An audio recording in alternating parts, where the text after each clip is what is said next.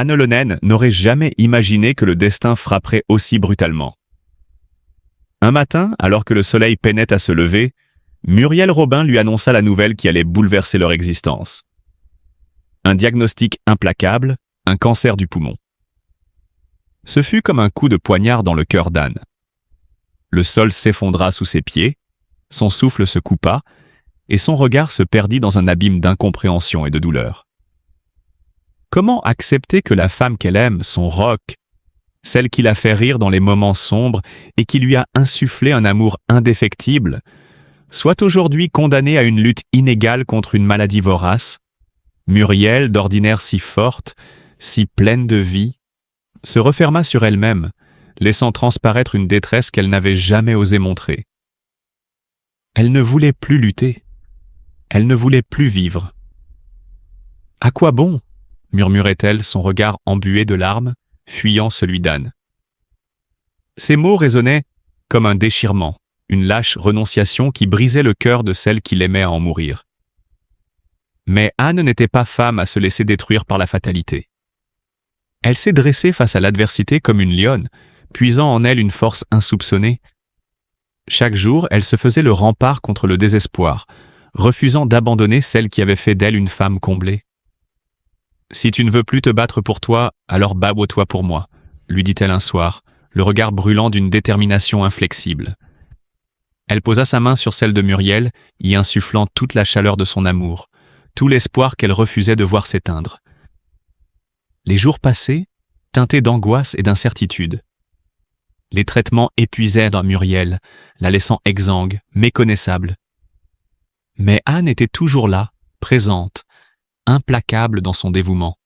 Elle se levait avant l'aube pour préparer des jus frais pleins de vitamines, elle veillait au moindre soupir de douleur, elle lisait à haute voix les plus belles lettres d'amour jamais écrites, pour que Muriel n'oublie jamais combien elle était aimée. Mais la bataille était cruelle. Il y avait des nuits de détresse où Muriel, prise dans les griffes de la souffrance, murmurait qu'elle voulait tout arrêter. Anne, les yeux emplis de larmes, serrait ses mains plus fort. « Non, je ne te laisserai pas partir. »« Pas comme ça.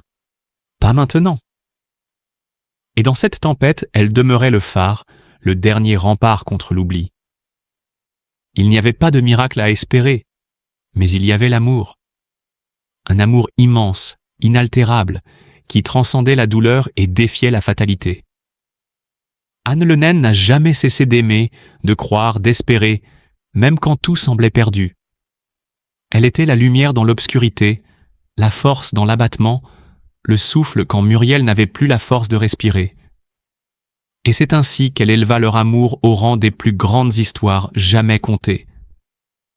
Parce que l'amour véritable ne craint ni la maladie, ni la mort. Il survit toujours dans le regard de ceux qui refusent tant d'oublier.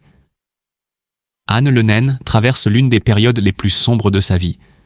L'actrice et ancienne instructrice de self-défense, connue pour sa force et son engagement, se retrouve aujourd'hui dévastée par un chagrin insupportable. La raison de cette douleur profonde, la santé déclinante de sa compagne bien-aimée, Muriel Robin. Depuis que cette dernière a reçu un diagnostic accablant, un cancer du poumon, Anne ne trouve plus de sens à la vie. Muriel Robin, humoriste et actrice talentueuse, est tout pour Anne Le Naine. Elles partagent une histoire d'amour intense et fusionnelle, marquée par la complicité, le soutien mutuel et une admiration réciproque. Mais aujourd'hui, cette belle histoire est assombrie par la maladie. L'annonce du cancer a été un choc brutal pour Anne, qui n'arrive toujours pas à accepter la réalité. Chaque jour, elle voit Muriel lutter contre la douleur, la fatigue et les traitements épuisants. Chaque instant, elle craint le pire, redoutant que le temps qui leur reste ensemble soit compté. L'angoisse qu'elle ressent est insoutenable. Anne. Le naine ne dort plus, son esprit est hanté par des pensées sombres. Voir la femme qu'elle aime souffrir ainsi la brise totalement. Elle donnerait tout pour la soulager, pour prendre sa douleur à sa place. Mais elle est impuissante et cette impuissance la consume. Ses amis tentent manquent de lui apporter du réconfort, mais rien ne peut apaiser son cœur tourmenté. En plus de la maladie de Muriel, Anne doit aussi faire face à ses propres problèmes de santé. L'accumulation du stress, de l'angoisse et du chagrin l'a profondément affaiblie. Elle ressent des douleurs physiques et une fatigue extrême, comme si son corps portait lui aussi le poids de cette épreuve. Son moral est au plus bas. L'idée de perdre Muriel la détruit à petit feu. Parfois, elle avoue même qu'elle ne veut plus vivre si Muriel venait à partir. Cette pensée lui traverse l'esprit sans cesse, rendant chaque journée encore plus difficile à supporter. Malgré tout, Anne tente de rester forte. Elle s'accroche aux moindres instants de bonheur, aux petits sourires de Muriel, à leurs souvenirs partagés.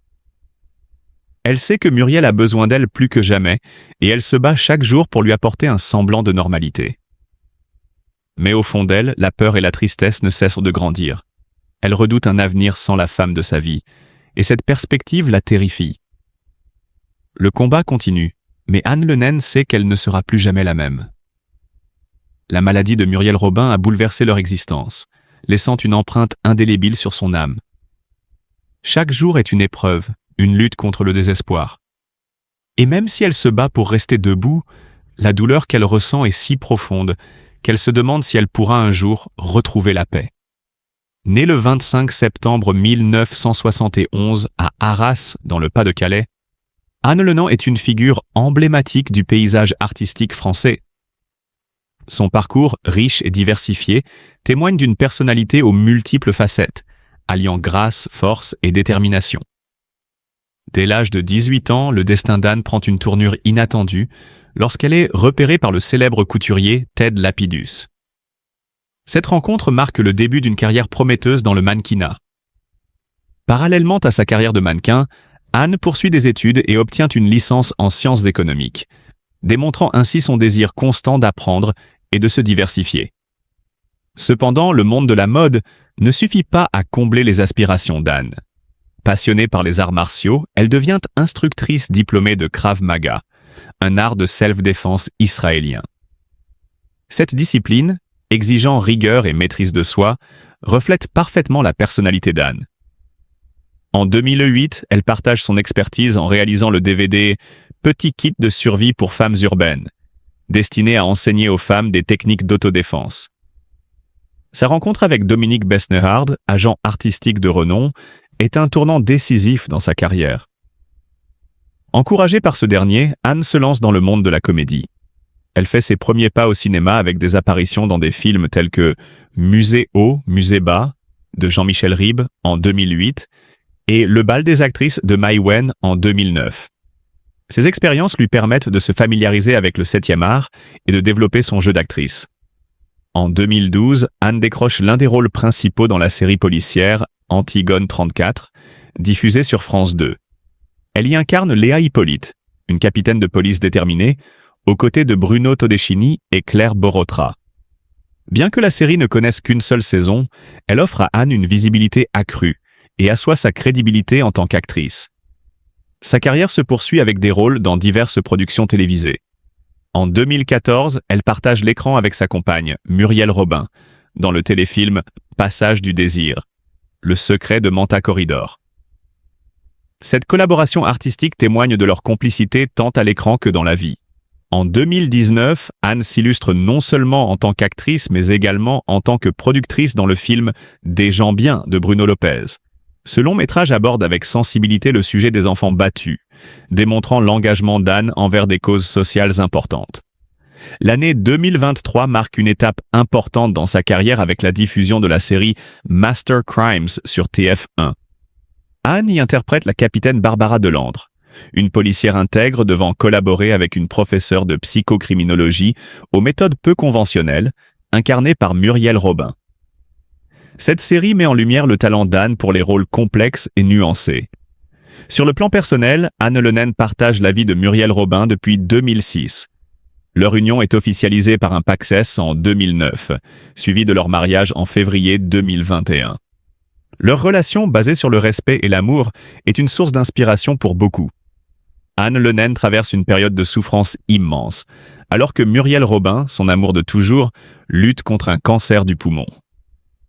Voir la femme qu'elle aime affronter une maladie aussi cruelle est une épreuve déchirante qui la plonge dans un profond désespoir, au point de ne plus vouloir vivre. Mais dans ces moments sombres, elle a besoin de notre soutien, de notre amour et de notre compassion. Personne ne devrait affronter seul une telle douleur. Nous devons nous unir, lui envoyer de la force, des messages d'espoir, lui montrer qu'elle n'est pas seule. Muriel Robin est une femme forte qui a tant apporté au monde du spectacle et à ceux qui l'aiment. Ensemble, entourons-les de bienveillance, donnons-leur du courage et rappelons à Anne que la vie, malgré la souffrance, vaut encore la peine d'être vécue. Que notre amour devienne une lumière dans leur obscurité, une main tendue pour les aider à traverser cette épreuve. Qui s'occupe du réseau des clés. Le réseau des clés est un réseau qui est dynamique, mais il est vrai, en toute transparence, je pense, manque un petit peu de moyens pour fonctionner. Les référents, quand on parle de ressources humaines, etc., donc ce sont des postes toujours un peu délicats à conduire. Je crois savoir que nous, en région académique, c'est un dispositif presque difficile à maintenir, puisque il faut faire un peu des choix dans les moyens. Mais donc, en tout cas, le réseau des clés existe. Moi, je travaille beaucoup avec mes ingénieurs pour l'école qui animent aussi ce réseau, et avec eux on anime aussi, ou on crée